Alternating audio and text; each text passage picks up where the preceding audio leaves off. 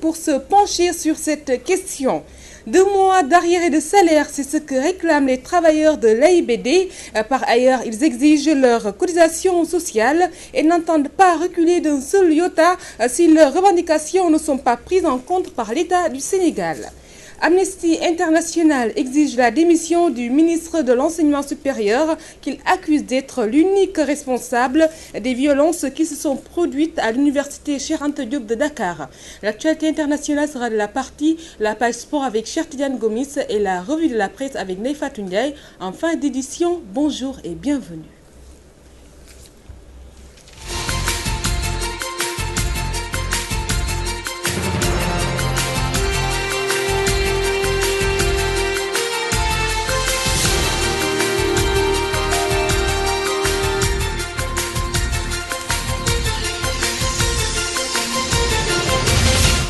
Bref, une pirogue a chaviré au village de Garangel dans l'arrondissement de Saldé-Bilan. Une dame du nom de Aminata Oreydioum qui avait au dos son bébé Guédado Sao, âgé d'1 an, se sont tous noyés.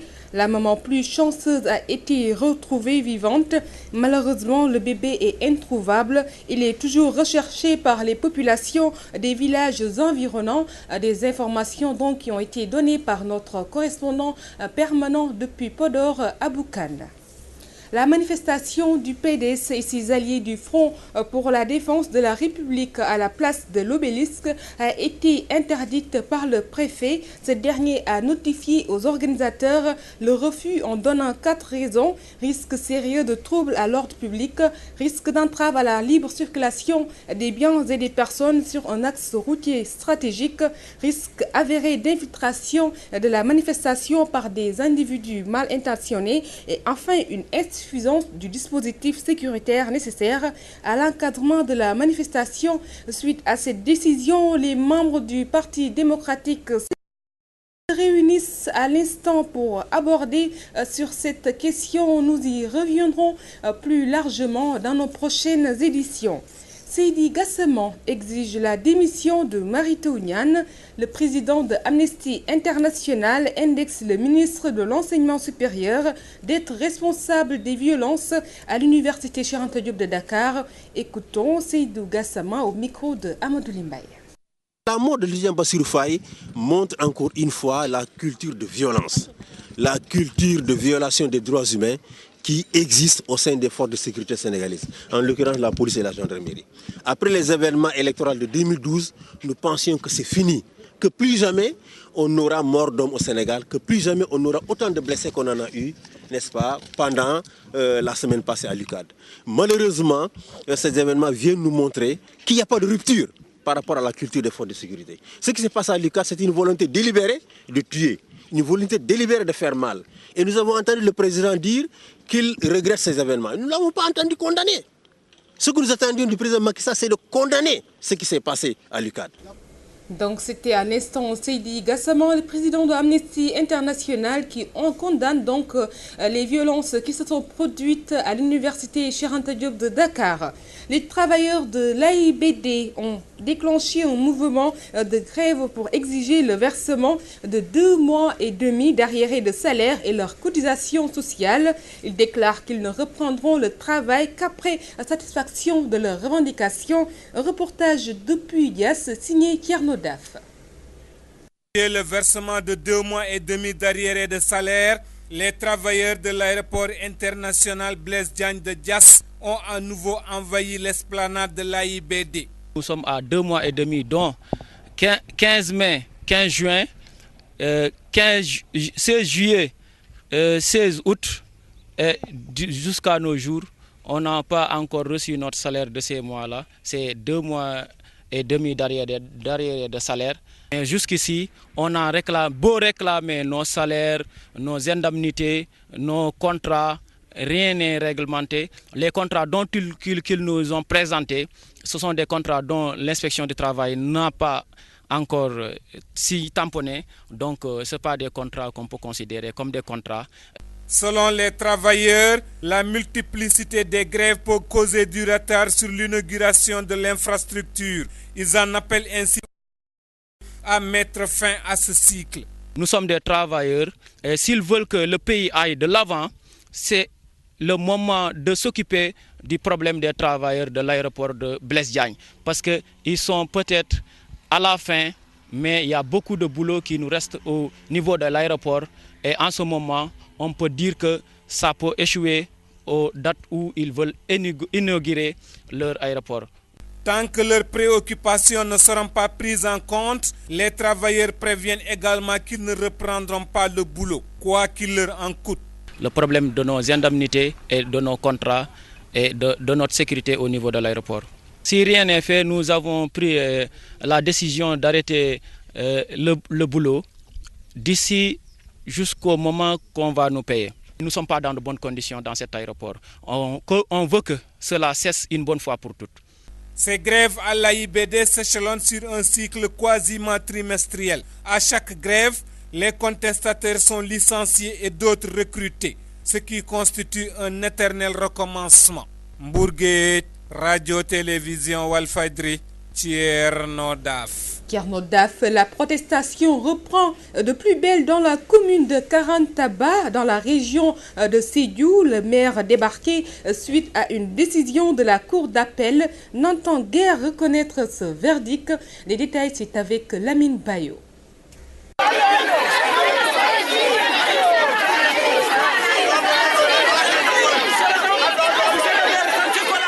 Coup de théâtre dans la commune de Karantaba après le verdict de la cour d'appel de Dakar qui annule la victoire des candidats de la coalition Teki au profit de celui de Benno Bokk Yakaar. La décision est trop controversée par la victime et ses partisans. Sanoussi Dramé. Nous dénonçons avec notre dernière énergie la décision de la cour d'appel de donner la victoire à Benno Bokk Yakaar, qui est une situation injuste en faveur de nous qui ont battu, qui sont travaillés pour que la commune de Karantaba puisse se retrouver ses voix. Et si aujourd'hui, la cour d'appel a donné la victoire à Benno Bokk Yakaar, jamais il y aura une réélection dans la commune de Karantaba. Loin de baisser les bras et se laisser abattre, ils ont interjeté appel à la Cour suprême. Sanoussi Dramé, qui est élu maire de Karantaba, il sera resté maire de la commune de Karantaba jusqu'au fin de son mandat qui est de 5 ans. C'est la loi et c'est la constitution nationale. Personne dans ce monde ne pourra changer. Je prends en témoigner l'opinion nationale et internationale que nous sommes des hommes très pacifiques, des responsables, des gens qu'il ne faut pas qu'il y ait de problèmes. Il faut signaler que les militants du maire débarqués ont quitté tous les villages de la commune pour venir traduire leur mécontentement dans son village d'origine à Diaré. Ainsi, ils se disent toujours aux commandes de cette cité jusqu'à nouvel ordre. Sédhiou, Walfadjri, Radio TV, Lamine Bayo. Vente de chanvre indien, agression, vol de bétail et autres accidents, autant de mots notés au marché hebdomadaire de Thily Boubacar. Ces populations qui sont sur le qui-vive réclament une brigade de gendarmerie pour leur sécurité. Amédine Khan est principal au collège de Dimat Guiri dans l'arrondissement de Thily Boubacar. Il s'entretient ici au micro de Abou Khan. Bon, donc, comme vous pouvez le constater, le marché est situé de part et d'autre de la nationale Saint-Louis-Matam. Et vu l'importance de ce marché, qui fait partie des plus grands marchés du Sénégal, donc les populations courent chaque jour hebdomadairement des dangers de la circulation. Ensuite, il y a que les populations aujourd'hui viennent de toutes parts de la sous-région et de toutes les régions du Sénégal. Ce qui, inévitablement, suppose qu'il y a des gens qui viennent vendre, mais il y a d'autres qui viennent pour autre chose.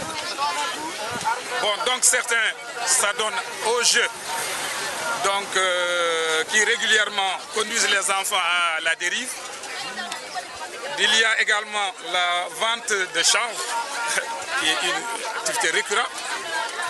Il y a également des agresseurs de part et d'autre, marchandises, bétail, etc. Donc par rapport à tout ça, nous interpellons l'État pour au moins une gendarmerie au niveau de la commune de Fanaï, de la commune de Fanaï, disons de l'arrondissement de Thily Boubacar. Parce qu'aujourd'hui ce marché demande donc, par rapport à la population qui la côtoie chaque jeudi, l'installation de forces de sécurité pour au moins préserver un peu la sécurité des populations. Je vous remercie. Les populations donc de Tili Boubacar qui déplorent la vente de chanvre indien, les agressions, des vols de bétail et autres accidents qui se produisent dans leur localité. Et nous allons maintenant parler de religion avec la communauté mouride qui célèbre ce samedi le Magal de Sokhna Mouminatou Mbacké, fille de Serigne Touba. En elle, on retient sa piété, sa générosité et sa gentillesse légendaire, dressée ici par Léopold Tamba. Sokhna Mouminatou Mbacké bintou Khadim Rassoul fait partie des figures emblématiques qui ont, de par leur passage sur terre, illuminé le ciel du mouridisme. Cette dame, dont l'exemplarité de sa vie s'offre en modèle à la postérité, a vu le jour à Diourbel, nous dit Saliou Niang, disciple de la famille. mi ngi feeñ ginnaaw bi sëriñ bi jógee ci géej gi mi ngi feeñ 1914 ci Njaareem. Sokhna Mouminatou Mbacké est née en l'an 1914 à Diourbel. Elle est la fille de Sokhna Fatou Silla Libas. Dans la maison de Serigne Touba, Sokhna Fatou Libas a eu un comportement similaire à celui de Sokhna Aïcha. mi ngi taxawaayu Sokhna Aïcha ci kër Serigne Touba. wala Sokhna Khadijatu bintu moom la taxawe woon ci kër Serigne Touba. Son ancrage et son amour débordant pour l'islam ont guidé ses actes tout au long de sa vie. Elle enseignait le Coran. Vous avez vu ce foyer coranique et la mosquée qui trône dans l'enceinte de la maison. Elle aimait à dire que les daras sont des lieux d'éducation qui permettent à notre pays d'aller de l'avant et même le monde. Voilà pourquoi elle avait initié de petits chants wolof pour permettre aux disciples de comprendre comment faire ses ablutions et comment prier. li leen ci jàngale Sokhna Mouminatou Mbacké bintu Seexul Xadim mu jëm ci wàllu jàpp ak sang farata ci wala fi leer lool bismillahi na jublu jaamu fekk fu mu doon ci ay wax ak jëf te ñaan boo nan ko far na jubal ma waxal na taftale am jàpp boo ko xamul ubbil sa nopp yi day digloo te def ci sa xel. Respectée par les disciples et ses proches parents, Sokhna Mouminatou Mbacké a en permanence cultivé la charité envers ses prochains, témoigne Cheikh Pousso qui l'a côtoyé de son vivant. yàlla dimbaloon na ko nag ku am xam-xam la woon ku sori woon àllu la. Dieu lui a doté de solides savoirs. Elle maîtrisait bien le Coran. Elle écrivait également bien en arabe. Et elle était très ouverte et avait un bon cœur. Elle a eu plusieurs homonymes parmi les gens de bien. jikko la ku baax jikko koo xam ne kii ñuy baax ñëpp dañu doon am xemmemteefu tudde ko seen doom jox ko mu yar leen. Fallou Dieng, de la génération des années 60, habitant la SICAP, aujourd'hui fervent mouride, raconte comment, grâce à la fille de Serigne Touba, il a renoncé aux mondanités de la vie dakaroise pour une nouvelle vie à Touba. maa ngi dëkk Dakar maa ngi juddoo Dakar fa laa yaroo maa ngi jàng école française dëkk SICAP fa laa màggee. Je suis né à Dakar, c'est également là-bas que j'ai grandi, précisément à la SICAP. Vers les années 60, nous étions pratiquement tous happés par la culture française et moi je n'échappais pas à la règle. Quand je suis venu dans la maison de Sokhna Mouminatou Mbacké, elle avait déjà tout compris. Elle m'a ouvert ses portes et m'a couvé. D'elle je cœur qu'elle cultive de façon permanente et la recherche de la sainteté. ak mbaax daal nga ci amul leneen lu dul mbaax ak lépp li nga xam ne mooy xeetu yiw rek mooy soxna si daal. bintul Xadim Moomina kookee dewal ko yomb na tayit meloom wa jafe na kenn dootul Sokhna Moomina. Sokhna Mouminatou Mbacké, au terme d'une vie bien remplie, s'endormit le mardi 3 mai 1983 dans sa propre maison à Touba. Touba, Walfadjri Radio TV, Léopold Tamba. Léopold Tamba, merci. Nous allons à présent faire un tour d'horizon de l'actualité hors de nos frontières avec nos confrères d'Euronews. Le Sénégal se protège face à la menace du virus Ebola. Après avoir fermé sa frontière avec la Guinée, Dakar a empêché un avion de l'ONU en provenance du Libéria d'atterrir sur son sol. Pour les organisations humanitaires, le Sénégal servait jusqu'ici de plateforme régionale d'où elles pouvaient ensuite envoyer leur personnel dans les pays affectés par le virus pour effectuer leur mission. Nous avons effectivement renforcé ce dispositif de protection en suspendant les dessertes qui effectivement donc nous reliaient aux pays qui sont effectivement affectés par Ebola. Parce que depuis hier, La compagnie Air France est l'une des rares à encore assurer des rotations quotidiennes vers la Guinée et le Nigeria et 3 fois par semaine vers la Sierra Leone. Un syndicat d'hôtesses et stewards a appelé vendredi ses personnels à refuser d'embarquer à bord de ces vols, estimant qu'ils sont insuffisamment protégés. Le personnel navigant prend des risques en allant même dormir dans ces pays-là. Parce qu'il n'a pas de moyens de protection. Sur place, Air France donne un masque par navigant. Et c'est des masques qui ont, une fois qu'on commence à les utiliser, qui n'ont que 5 heures de vie. Après, quand on reste 24 ou 48 heures sur place, s'il se passe quoi que ce soit, on n'a plus de quoi se protéger. 2 cas de patients pouvant avoir contracté le virus Ebola ont été mis à l'isolement dans 2 hôpitaux espagnols. En Turquie, une Italienne de retour du Nigeria présenterait des syndromes suspects. Le dernier bilan global de l'épidémie fait état de 1427 morts.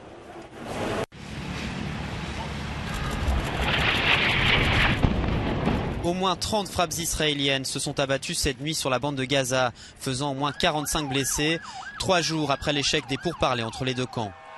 Le balai des ambulances a duré une bonne partie de la nuit à l'hôpital Al-Shifa de la ville de Gaza. Il y aurait au moins 17 blessés graves. Après la mort vendredi d'un enfant israélien tué par un tir de roquette palestinien, les Gazaouis ont reçu des messages téléphoniques automatiques générés par Tsahal. Des messages affirmant que le Hamas a décidé de repartir en guerre. Les habitants doivent s'éloigner le plus vite possible des endroits où sont menées des activités terroristes. Selon l'ONU, sur les plus de 2000 morts palestiniens causés par l'opération Bordure Protectrice, 70% seraient des civils.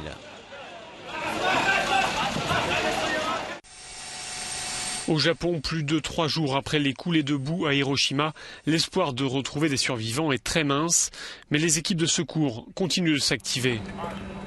À ce jour, les glissements de terrain ont fait 42 morts, mais il y a encore une quarantaine de disparus sous les décombres. Les 2800 pompiers mobilisés sont épaulés par des bénévoles. C'est vrai, reconnaît ce volontaire, ça va plus vite quand on utilise des pelleteuses. Mais je pense que c'est important qu'on y aille aussi à la main. Je fais ce que je peux pour apporter mon aide. Depuis mercredi, les opérations de secours ont plusieurs fois été interrompues en raison des risques de nouveaux éboulements. L'archipel a été soumis à d'importantes chutes de pluie ces derniers jours, ce qui a fragilisé les sols, notamment dans la région d'Hiroshima, dans le sud-ouest du Japon. Un homme a été tué par balle vendredi dans la salle de prière d'une mosquée de Saint-Gall en Suisse alors que 300 personnes se trouvaient à l'intérieur. Le tueur présumé a été interpellé sur place. Selon des témoins de la communauté albanaise qui gère la mosquée, il s'agirait d'un règlement de compte. La victime aurait tué le frère de son assassin il y a 18 ans. Voilà tout ce qui reste d'une embarcation qui transportait des clandestins. Le bateau a fait naufrage ce vendredi matin au large des côtes libyennes. 200 personnes se trouvaient à bord. Les gardes-côtes libyens arrivés tardivement sur place n'ont pu sauver qu'une quinzaine de personnes. Ces clandestins avaient embarqué en Libye, à destination de l'Italie. D'après les secours libyens, il y avait parmi eux des Somaliens et des Érythréens. Ils sont chaque jour des centaines, originaires d'Afrique ou du Moyen-Orient, à tenter la traversée de la Méditerranée. Depuis le début de l'année, les autorités italiennes ont enregistré l'arrivée de près de 80 000 migrants. C'est beaucoup plus que les années précédentes.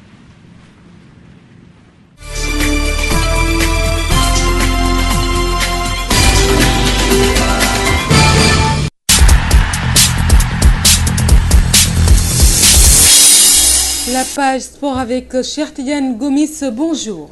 Bonjour Fatou Dioufay. Nous l'ouvrons avec les infrastructures sportives, les Navétanes face à l'équation de la fermeture du stade Demba Diop. Oui, effectivement, le stade Demba Diop va être fermé pour réfection et ce sera pour quelques temps. Le matériel est déjà sur place et le ministre des Sports, Matar Ba, qui sera en visite de chantier avec l'entrepreneur et le ministre des Sports, la fermeture du stade Demba Diop. Le Navétane, qui a débuté ses compétitions depuis le 1er août, sera le plus touché par cette mesure. Le président de l'ODCAV de Dakar préconise une durée de fermeture qui ne dépasserait pas 21 jours. Je vous propose d'écouter Ababa Karli qui a été joint ce matin. qu'il faut déjà dire dans un premier jet, c'est qu'il faut déplorer le retard qui a été mis pour la réfection de ce stade. Il est dommage que le nouveau ministre ne soit pas là dans les derniers mois derrière nous, sinon je pense qu'on l'aurait déjà réparé avant que les navétanes commencent. Mais le fait est là, le stade doit être réfectionné parce que le Sénégal en aura besoin pour la Coupe d'Afrique de 2015. Alors, face à cette situation-là, nous sommes obligés de trouver des alternatives comme vous me posiez la question. Alors, ces alternatives, c'est d'aller jouer dans les terrains municipaux qui sont quand même dans des états pas trop praticables pour le football. Quoique le maire de la ville de Dakar avait proposé de refaire ces terrains-là à temps pour que cette année-ci, on puisse vider Demba Diop pour laisser le temps de vraiment le refaire. Mais ce qu'il faut dire également, le Nawetan est programmé pour être joué depuis tout le temps à partir du 1er août de chaque année. Alors, les gens se sont déjà préparés pour cela. Ils ont mis des moyens. Il faudra trouver les moyens de faire également qu'ils puissent terminer la saison. Concernant Demba Diop, ce qu'il faut précisément faire, c'est accepter de l'arrêter pour 21 jours au moins, le temps de mettre le gazon et permettre aux gens de pouvoir débuter les phases éliminatoires directes qui sont les quarts de finale, demi-finale et finale. Et ça doit être possible. Le malheur des uns fait le bonheur des autres, car les inquiétudes semblent se dissiper du côté de Guédiawaye. Le nouveau maire Aliou Sall a donné des assurances fermes pour l'ouverture du stade Amadou Barry de Guédiawaye. C'est pour jeudi prochain. La nouvelle a été annoncée par le président de l'ODCAV de Guédiawaye, Malick Sy, à notre reporter Théodore Semido Fatou Dioufay. Jeu de dames, championnat d'Afrique, le Sénégal joue une place pour la finale. Oui, effectivement, l'espoir du Sénégal repose sur les épaules du grand maître international Ndiaga Somb pour une place en finale dans ces championnats d'Afrique à Niamey. Le Lion affronte un grand maître, le Camerounais Ndiofang, très pointu dans ce genre d'exercice, mais de Ndiaga Somb est un avantage considérable à ne pas négliger et aussi dans l'autre demi-finale, le champion en titre l'ivoirien Joël Hatsé, tombeur du Sénégalais Modou Seck, fera face au Congolais Freddy Loko. Nous y reviendrons dans nos prochaines éditions avec peut-être une bonne nouvelle pour le Sénégal. Handball championnat du Sénégal, les demi-finales choquent ce week-end au Stadium Iba Mar Diop. Oui, effectivement, championnat du Sénégal, les tableaux des finales du titre seront connus à l'issue des demi-finales de ce week-end. Chez les garçons, au Stadium Iba Mar Diop, ce samedi, le Duc affronte l'Union sportive du Rail à 16h. Et à 17h en dames, le Duc retrouve les Saltigués de Rufisque. Demain dimanche au Stadium Iba Mar Diop, en garçon à 16h, la soirée rencontre la Jeanne d'Arc de Dakar. Et chez les dames, à 17h, Dissot fera face au Stade de Mbour. Et nous allons clore Chartigan avec le volleyball. Les finales régionales, c'est cet après-midi. Et la question qu'il faut se poser, qui sera maître de Dakar dans ces finales régionales qui auront lieu ce samedi au Stadium Iba Mar Diop. Chez les dames, Diato joue contre CS pour succéder la Sokosim. Dans la finale des hommes, il sera question de la succession de l'ASFA entre CS Diato et le Duc. Fatou Dioufay, c'est tout pour le sport. Il fait beau temps. Oui, parce qu'il pleut, on en avait besoin. Mais comme on le dit souvent, avec la pluie, le malheur des uns fait le bonheur des autres. Ça, c'est sûr, avec la pluie. Tout à fait. Merci beaucoup, cher Tidiane Gomis. Nous allons à présent passer à la dernière étape de cette édition avec la revue de la presse signée Ndeye Fatou Ndiaye.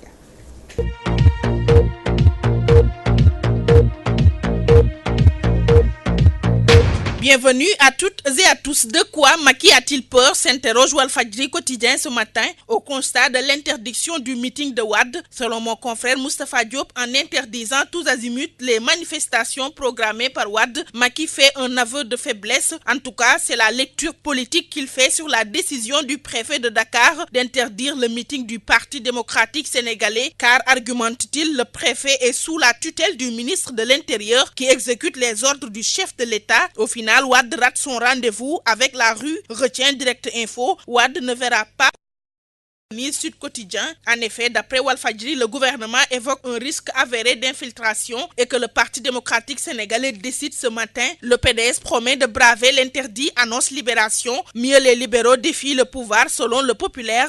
Samedi de danger à Dakar, signale la Tribune. D'ailleurs, le calife des Mourides a dépêché son fils auprès de Wade d'après mes confrères. Et puis, face à l'escalade de la violence verbale, le sermon de Serigne Moustapha Sy à lire dans les colonnes de Direct Info, à lire aussi dans l'As les impressions de Pape Diop, le leader de Bokk Gis Gis. Situation du pays, promesse de Macky de faire 5 ans, regroupement de l'opposition, mairie de Dakar. Pape Diop lâche ses bombes, écrivent mes confrères, précisant tout d'abord être ni dans la coalition de Wade, ni dans celle de Idrissa Seck. Pape Diop affirme que depuis l'arrivée du président Macky Sall, il n'y a pas eu d'investissement privé dans notre pays. Dans la lancée, l'ancien président du Sénat nous dit pourquoi et comment il a remis 50 millions de francs CFA à Vieux Aïdara et Cheikh Tidiane Ndiaye. Pour sa part, sans détour, Youssou Ndour se confie dans l'Observateur et se prononçant sur la mort de l'étudiant Bassirou Faye, le leader de Fekke Mathibole déclare que la politique n'a rien à faire dans cette affaire. L'affaire judiciaire qui anime les débats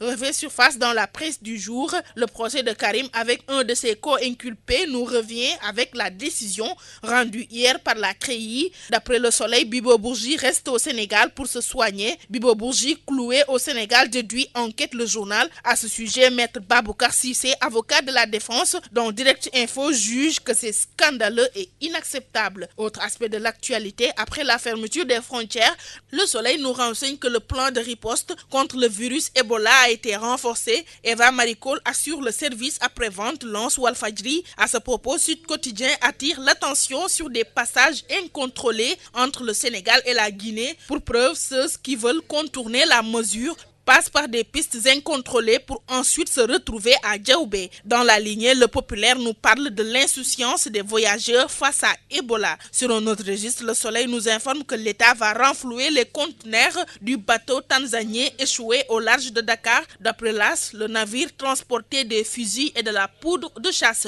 Dans sa livraison du jour, le journal Le Quotidien nous annonce que la douane met la main sur les devises du président guinéen. 4 milliards de condés interceptés à Dakar, balance mes confrères. Pour l'histoire, l'auteur de l'article raconte que les douaniers qui ont voulu confisquer l'argent ont été obligés de faire marche arrière quand de Conakry, on a expliqué que les montants étaient envoyés à Dubaï sur ordre de Alpha Condé lui-même. Dossier du week-end, enquête mène la réflexion sur la vie de couple au Sénégal. La machine grippée découvre mes confrères qui remarquent que des ménages s'écroulent de plus en plus dans notre pays et cette nouvelle tendance donne des frissons aux traditionalistes. En clair, la famille ne joue plus. Les familles se nucléarisent. Résultat, les mariages durent le temps d'une rose. À ce propos, les spécialistes du couple analysent dans Enquête. D'abord, Oustaz Alioune Sall pense que l'école a brouillé les repères. Ensuite, le docteur Massamba Gueye, fondateur de la Maison de l'oralité et du patrimoine du Sénégal, nous dit quand le mariage devient CDD, Kleenex, face-to-face ou stage à court terme. Et dans la vie de couple, Direct Info nous propose un voyage au 7e ciel en compagnie de Gel Gaïndé, Café Corsé, Tube Requin, le nouveau arsenal des Sénégalaises. Sport, Stade mise sur le latéral gauche des Lions pour savoir qui sera la victime de la concurrence entre Souaré, Mbeng et Boukari. Pour la Supercoupe d'Espagne, Wasport relève que le Real tombe, ce qui fait que l'Atlético commande à Madrid de l'avis de mes confrères. Comme pour dire avec Stade Quotidien, Atlético prend sa revanche sur Real. Lutte. Tout sur Modlo est dit par Sunulamb. Enfance, éducation, religion, début en lutte. Bref, mes confrères marquent tout sur ce modèle de correction et de courage. Amateurs de thé, bonne lecture. Un grand merci à vous, Neyfatou Ndiaye. Un grand merci également à l'équipe technique, notamment à Yaroto Penda Dialogue et à Mamtidi Diop. Merci à Bindour. Un grand merci également à Seydina Omarba qui sera là à partir de 14h pour l'édition Wolof. Un grand merci également à vous, chers téléspectateurs, d'avoir suivi. Votre fidélité, notre fierté.